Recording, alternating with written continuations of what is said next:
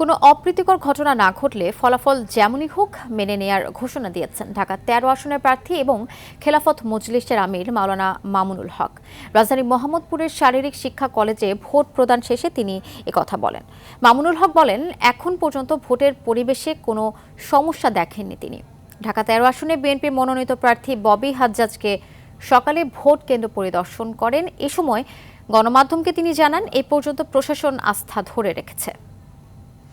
১ ঘন্টা পর্যন্ত মোটামুটি বেশিরভাগ জায়গায় যতগুলো রিপোর্ট এই পর্যন্ত আমার কাছে পৌঁছেছে, সুন্দরভাবে স্বাচ্ছন্দ্যের সাথে ভোটিং চলছে। ভোট গণনাতে দেরি হবার কথা না। ভোট গ্রহণ শেষ করার পর ভোট গণনাতে যদি দেরি হয় তখন আমরা আবার প্রশ্ন করা শুরু করি। সঠিক প্যাড আর সঠিক তথ্য দিয়ে এসব সামলে নিব এক হয়ে। Monalisa sanitary napkin.